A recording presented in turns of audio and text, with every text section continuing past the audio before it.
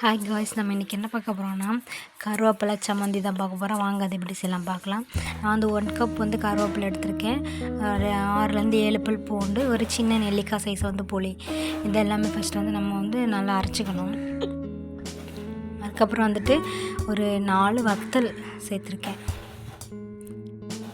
4 வத்தல், கொஞ்சம் சின்ன ஜீரகம் சேர்த்துக்கோங்க. இதுவுமே எல்லாமே சேர்த்து கொஞ்சம் தண்ணி ஊற்றி நல்லா பேஸ்ட்டாக அரைச்சிக்கோங்க. ரொம்ப தண்ணி ஊற்றாதீங்க. கொஞ்சம் சம்மந்தி பதத்துக்கு இருக்கணும், துவையல் பதத்துக்கு இருக்கணும். அதனால் நீங்கள் வந்துட்டு நல்லா அரைச்சிக்கோங்க. அப்புறம் வந்துட்டு ஒரு கடாயில் வந்துட்டு நிறையாவே எண்ணெய், குக்கிங் ஆயில் நிறையா ஊற்றிக்கோங்க. சன்ஃப்ளவரோ ஏதோ ஒன்று ஊற்றிக்கோங்க. அதில் வந்துட்டு கொஞ்சம் கடுகு, உளுந்து, அப்புறம் வந்துட்டு ஒரு 1லேருந்து 2 சின்ன வெங்காயம் போட்டுக்கோங்க. இதெல்லாமே இல்லை, ஆல்ரெடி நம்ம வந்து வத்தல் வந்து அரைக்கிறதுக்கு சேர்த்துருக்கோம் அப்படின்றனால இதில் வந்து நான் வத்தல் எதுவுமே சேர்க்கலை. உங்களுக்கு வேணால் நீங்கள் சேர்த்துக்கோங்க. இது எல்லாமே நல்லாவே பொரிஞ்சு வந்ததுக்கப்புறம் வந்துட்டு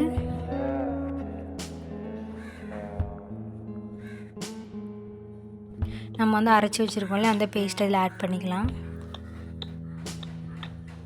இது வந்து நல்லா க்ரீன் கலரில் இருக்குல்ல. இப்போ வந்து இந்த வந்து எண்ணெயிலே நல்லா வதங்கினதுக்கப்புறம் கலர் மாறும். அந்த எண்ணெயுமே இந்த அளவுக்கு இருக்காது.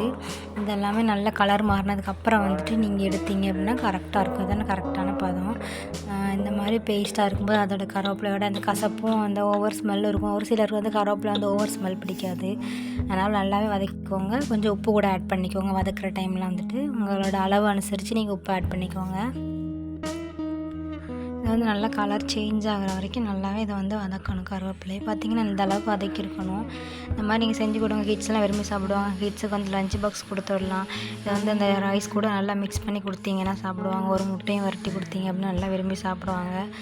நீங்கள் வந்து இதேமாதிரி வீட்டில் செஞ்சு பார்த்துட்டு கமெண்டில் சொல்லுங்கள். இப்போ பார்த்திங்கன்னா நம்மளோட சம்மந்தி வந்து ரெடி ஆயிடுச்சு. ஷேர் பண்ணுங்கள், சப்ஸ்கிரைப் பண்ணுங்கள், கமெண்ட் பண்ணுங்கள். Thank you all.